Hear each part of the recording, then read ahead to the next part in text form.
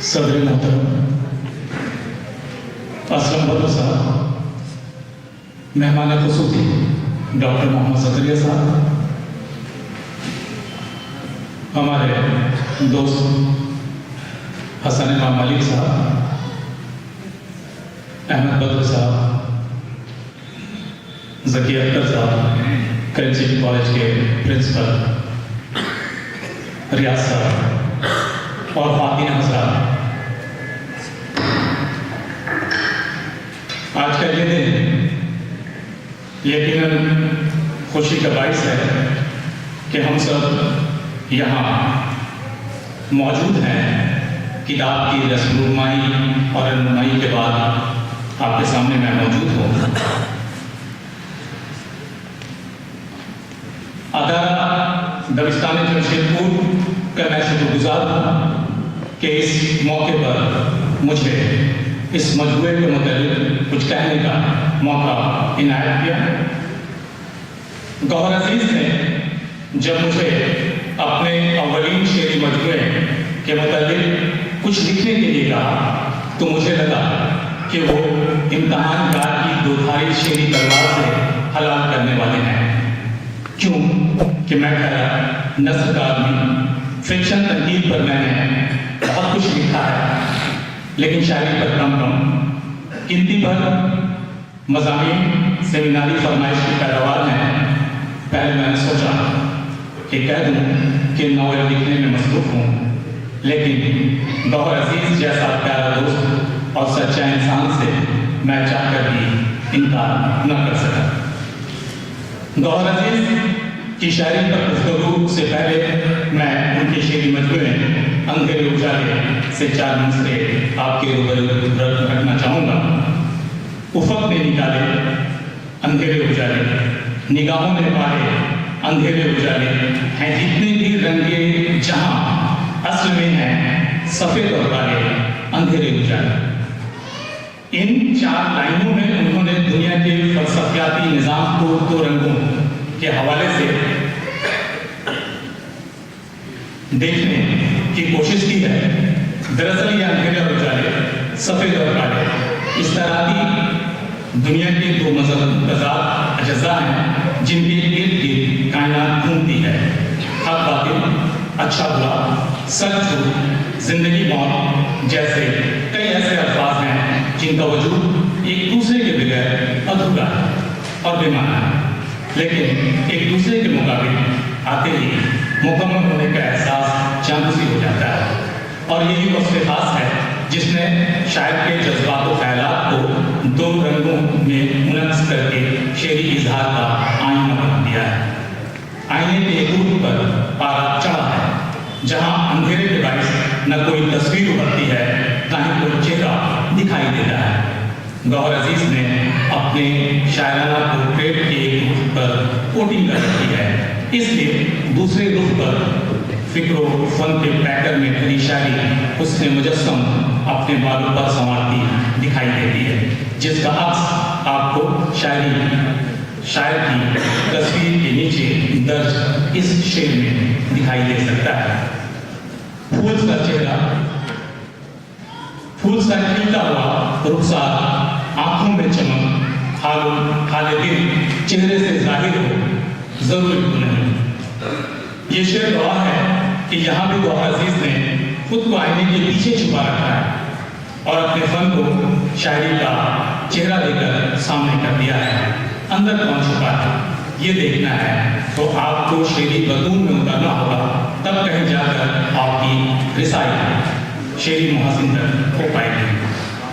میں نے گفتگو کے آغاز میں گوہر کی شاعری کو اندھیرے اجالے سے تعبیر کیا ہے۔ یہ 2 رنگ دراصل زمین و آسمان کے کنارے ہیں۔ ان دونوں کناروں کو شاعر نے 7 رنگ اصناف، ہم، نعت، غزل، نظم، قطع، رباعی اور دوہے شامل کر کے اپنی شاعری کو قوس قزح میں بدل دیا ہے۔ ان کی شاعری میں جہاں حکومتی کا جذبہ بھرا ہے، وہیں دل کے نہا خانے میں سیاسی شعور کی کندیلیں روشن ہیں کہ کبھی یہاں ہماری سلطنت آباد تھی اور ہم اس کے حکمران تھے، لیکن اپنی غفلتوں اور غلطیوں سے حکومت کے چھن جانے کا ملال ہے تو وہیں ایک گنگناہٹ کا سینچ کر شادابی و شریفتگی بخشی ہو۔ اس لیے خوف لازم ہے کہ کہیں شرپسند عناصر ان کے پھولوں سے مہکتے اور پرندوں سے چہکتے گلشن کو زعفرانی عزائم سے ریزار میں نہ بدل دیں، لیکن ان حالات سے نبرد آزما ہونے کا جذبہ اور حوصلہ شاعر کے اندر موجود ہے۔ اشعار ملازم: اور کیا ہم تمہیں بتلائیں حقیقت اپنی، اور کیا ہم تمہیں بتلائیں حقیقت اپنی، کل اسی دشت میں قائم تھی حکومت اپنی، نہ جانے آئے گی کب تک چمن میں شادابی، لہو کچھ اور زمین کو پلا کے چلنا ہے، ہم نے سینچا ہے لہو دے کے چمن کو اپنے، ایک پتے کو بھی ہم زرد نہ ہونے دیں گے۔ اس طرح کے جذبے کے تحت گوہر عزیز کی شاعری اور کچھ شاعری کے گواہ آپ سے بن رہے ہیں۔ کتاب آپ تمام لوگوں کے روبرو یقیناً پہنچے گی۔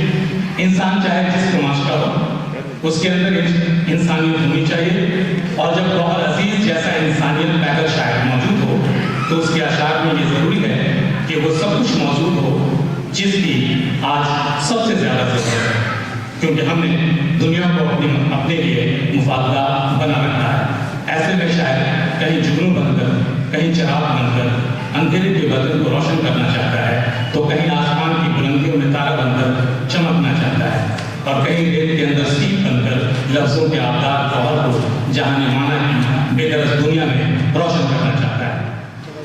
شعر دیکھیں: ہماری بھون کو ایک سیپ چاہیے گوہر، ہماری بھون کو ایک سیپ چاہیے گوہر، ہمارے لفظ بھی اظہار جن سے گزریں گے، جس کی نظر میں دور کے جگنو بھی ہیں عزیز، اس سے کوئی چراغ بجھایا نہ جائے گا۔ ایک اور شعر: ٹوٹ کر بھی تو نہیں گرتے زمین پر تارے، ایک بلندی سے مگر گر گیا انسان ہوا۔ ان کا اپنا تجربہ اور جو کچھ انہوں نے دیکھا ہے، یہ دیکھ رہے ہیں آج کے سماج میں انسانوں کی گرتی ہوئی حالت کو۔ اس شعر میں دنیا کی بہترین شاعری محبت سے عبارت ہے۔ گوہر عزیز کی شاعری میں بھی آپ کو عاشق و معشوق کے درمیان کا احساس دھیمی آنچ میں سرخی مائل رخسار پر دمکتا اور نیلو آنکھوں میں پروان چڑھتا دکھائی دے گا، جہاں کانٹے بھی ہوں گے، جہاں کانٹے بھی پھول کی علامت ہوں گے۔ ہوا کی آوازی میں بھی فضا کی اتربیس، ہوا کی آوازی بھی فضا کو اتربیس کرتی نظر آئے گی، لیکن جب بات عشق کے امتحان کا ہو اور یہ نسخہ ہاتھ آ جائے کہ سوال جیسا بھی ہو، پاس ہونے کے لیے جواب میں محبوب کا نام لکھنا ضروری ہے، تو ایسی شاعری وہی کر سکتا ہے جسے پھول کی پتیوں کو چون کر لوٹتی سرسر ہوا کے جسم پر لکھنا آتا ہو، اور یہ ہنر شاعری میں گوہر عزیز کو حاصل ہے۔ میرے باغ کی خوشبو ہر طرف پھیلا گئی، جو بات میں کہہ رہا تھا اس کا آپ یہاں دیکھ سکتے ہیں اشعار میں۔ میرے باغ دل کی خوشبو ہر طرف پھیلا گئی، اے ہوا مجھ کو تیری آوارگی اچھی لگی۔ پھول تو پھول ہیں کانٹے بھی سنور جائیں گے، پھول تو پھول ہیں کانٹے بھی سنور جائیں گے، ہم انہیں پیار سے زلفوں میں سجا کر، تم انہیں پیار سے زلفوں میں سجا کر دیکھو، ہم نے تو بس پڑھا تھا تیرے عشق کا سبق، جب امتحان ہوا تو تیرا نام لکھ دیا ہے۔ ملک کی تقدیر سیاستدانوں کے ہاتھوں میں ہوتی ہے، اور سیاسی مافیاؤں کی نبض ہماوت شاعر و ادیب کے قلم کی نوک پر سیاسی اتر پتر ہوتے ہی قلمکار قلمی پنجے میں جکڑ کر لفظ نما اینٹوں میں بنائے قید خانے میں انہیں قید کر دیتے ہیں، اور فیصلہ وقت کے ہاتھوں چھوڑ دیتے ہیں۔ کچھ اس سے جڑے ہوئے اشعار یا آپ گوہر عزیز کے دیکھ سکتے ہیں۔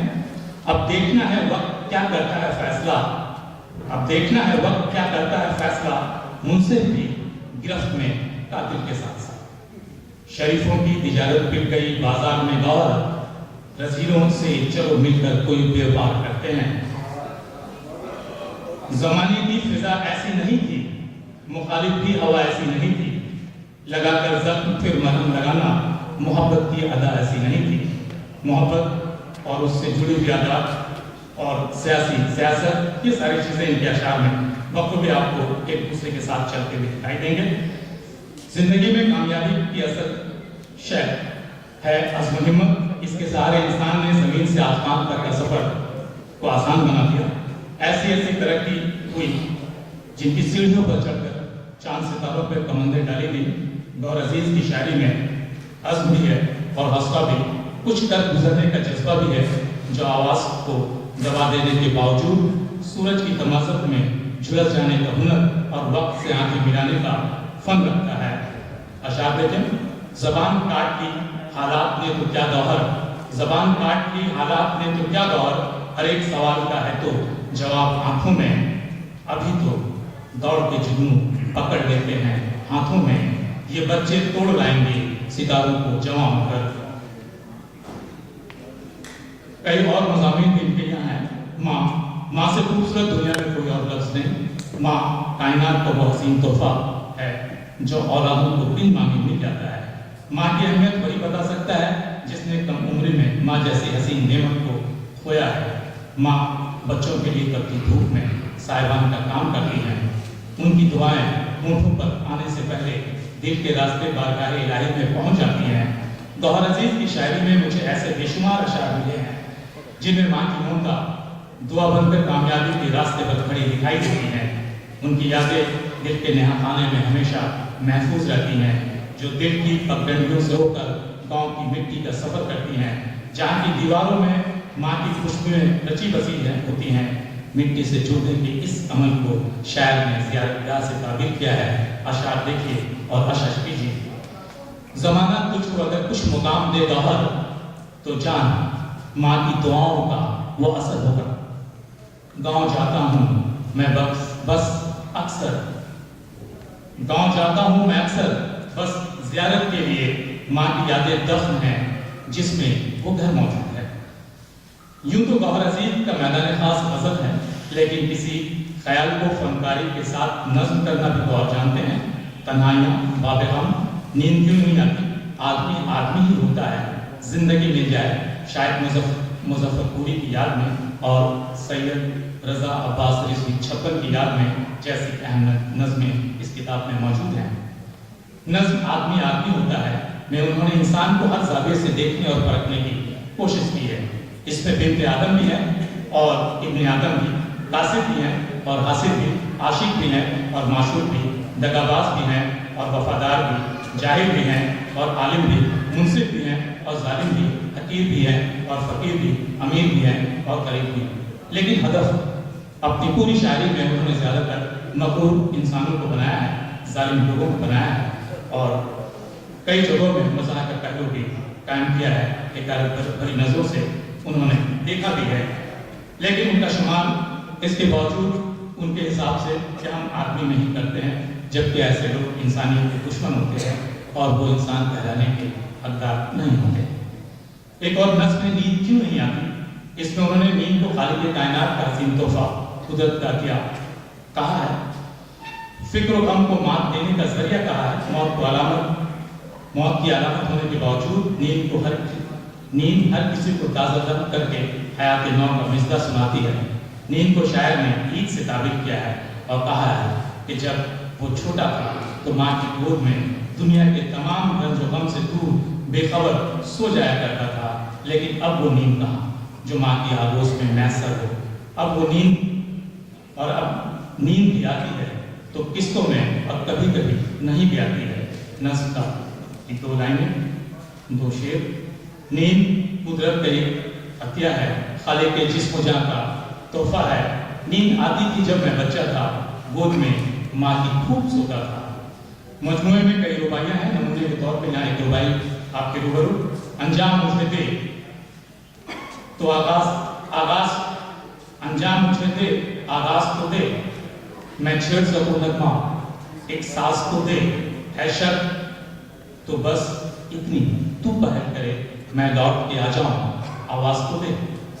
ایک قطعے کا حصہ.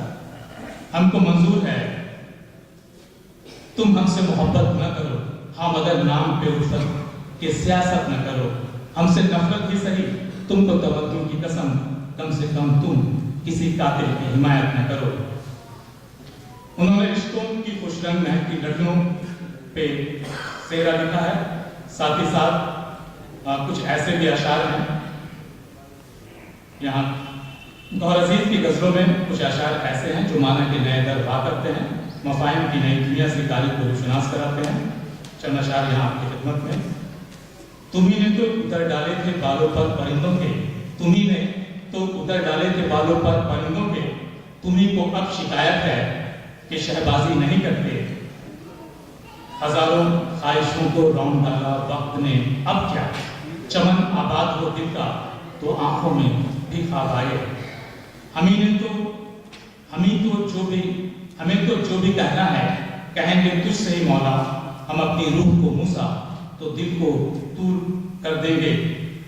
मिलेगी कामयाबी या लगेगी हाथ नाकामी, जुनू वाले कभी भी पूरा अंदाजी नहीं करते। घिरा हूँ दरमियान में अपने बच्चों के सवालों से, बताए मुफलिसी तू ही ज़बां पर क्या जवाब आया। ऊंचे ऊंचे घर की हालत अच्छी है, फुटपाथों पर सोने वालों कैसे हो। मौजों से बच के होगा न दरियाओं का सफर, कब तक चलेंगी कश्तियां साहिल के साथ साथ। तुम अपनी कोशिशों से कोकन बन जाओगे, लेकिन जरूरी दिन तो नहीं कि दूध का दरिया रवां होगा। ऐसे बेशुमार अशार गौहर अजीज के इस शेरी मजमूए में भरे पड़े हैं, जिनमें फिक्र की चांदनी, शऊर की रोशनी, ख्यालात की नुरत, साइंसी गूंज की धमक, तहजीबी व सकाफती जिंदगी की झलक, सियासी शोबताबाजी, मोहब्बत और नफरत के दरमियान की आशिकी, ममता, माँ की ममता और महबूबा का प्यार, रिश्तों के बनते बिगड़ते चेहरे, नई और पुरानी नस्ल के बीच का तसादुर, दौर जदीद की तेज रफ्तारी, मॉडर्निटी के नाम पर फहाशी, बुनियादियत और इसकी कबूलियत, ये सब कुछ गौहर अजीज की शायरी का हासिल है।